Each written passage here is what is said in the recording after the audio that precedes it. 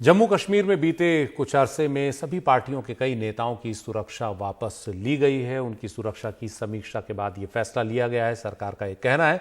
लेकिन कई ऐसे भी नेता हैं जिनके ऊपर आतंकवादी हमले हो चुके हैं। नेशनल कॉन्फ्रेंस के पूर्व विधायक गुलाम मोहिउद्दीन मीर भी ऐसे ही एक नेता हैं। उनका कहना है कि सरकार ने उन्हें आतंकवादियों के भरोसे छोड़ दिया है। पूर्व विधायक गुलाम मोहिउद्दीन मीर पिछले लगभग 1 साल से एकांत कारावास में हैं। पिछले साल अगस्त में उनकी सुरक्षा वापस ले ली गई थी और तब से लेकर अब तक उन्होंने पुलवामा के नेशनल कॉन्फ्रेंस के दफ्तर में पनाह ले रखी है। यह दफ्तर ही अब उनका घर बन चुका है। मीर 1996 में जब से विधायक बने तब से उनके ऊपर लगभग 1 दर्जन आतंकी हमले हो चुके हैं, लेकिन इसके बावजूद उन्हें इतना खतरा पहले कभी महसूस नहीं हुआ जितना अब हो रहा है। 3 अगस्त से आज तक मैं दफ्तर में पड़ा हुआ हूँ और बाहर नहीं निकल सकता हूँ क्योंकि सिक्योरिटी नहीं है। घर नहीं जा सकता हूँ, घर में कोई रेजिडेंस गार्ड नहीं है। हम इस वक्त बेबस अपने आप को महसूस करते हैं जब हम बाहर निकल नहीं सकते हैं, जब हमें कोई मिलने यहाँ नहीं आता है। हम बेबस ही है। हमको उन्होंने रखा, इस वक्त छोड़ा है मिलिटेंसी के मर्जी पर बाहर। आतंक प्रभावित पुलवामा में मीर के पिता जो खुद विधायक रह चुके थे, उन्हें 1990 के दशक की शुरुआत में मार डाला गया। 2018 और 2019 में मीर के ऊपर हुए हमलों में 2 निजी सुरक्षा अधिकारी मार दिए गए। इन हमलों से भी इनका हौसला पस्त नहीं हुआ, लेकिन अनुच्छेद 370 हटाने के साथ साथ इनकी सुरक्षा भी जब हटी तो ये बिल्कुल टूट गए।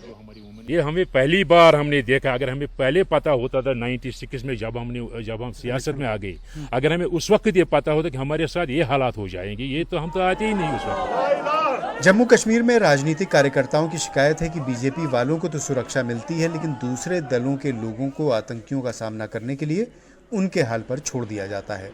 कांग्रेस नेता उमरजान पुलवामा में ब्लॉक डेवलपमेंट काउंसिल के चेयरमैन भी हैं। कहते हैं कि सुरक्षा ये देख कर दी जा रही है कि कौन किस पार्टी का है। सिर्फ एंड सिर्फ ऊपर वाले के हाथ पे छोड़ा है। अजय पंडिता जी जो सरपंच है, पिछले 1.5 साल से अनंतनाग में रह रहा है। काफ़ी बार उसने सरकार को इल्तिजा किया कि सिक्योरिटी हमें प्रोवाइड कीजिए, सिक्योरिटी प्रोवाइड कीजिए। तब तक तो नहीं मिला जब उसने अपनी जान भी दे दी। पिछले महीने कांग्रेस के सरपंच अजय भारती एक आतंकी हमले में मारे गए। बांदीपुर में बीजेपी के नेता और परिवार के 2 सदस्यों के मारे जाने के बाद खुद बीजेपी सुरक्षा इंतजामों से खुश नहीं है। पुलिस डिपार्टमेंट को इस बात को सीरियस नहीं लेना चाहिए। अगर उन्होंने सीरियस लिया होता तो आज वसीम बारी साहब शहीद नहीं होते। और 8-8 PSOs का दावा करना कि उसके साथ मुझे बताइए कहाँ है वो 8-8 PSOs। अगर 8-8 PSOs है तो इस साइड में से सिंगल गोली क्यों नहीं चली, दहशतगर्द कोई क्यों नहीं मरा है। पुलिस डिपार्टमेंट को इस बात को देखना चाहिए और इस बात को उनको जवाब देना चाहिए। यहाँ पॉलिटिकल वर्कर्स का कहना है कि कश्मीर में इससे पहले कभी भी भारत नवाज मेन स्ट्रीम का मेंबर रहना इतना मुश्किल नहीं था जितना अब बन गया है। हर लम्हा खौफ के साये में गुजरता है। 1 साल से उनकी सिक्योरिटी छीन ली गई है, घर से बेघर हो गए हैं। बांदीपुर में बीजेपी लीडर और उसके परिवार पे हमले के बाद उनकी परेशानियां और बढ़ गई हैं। पुलवामा से नज़ीर मसूदी, NDTV इंडिया के लिए।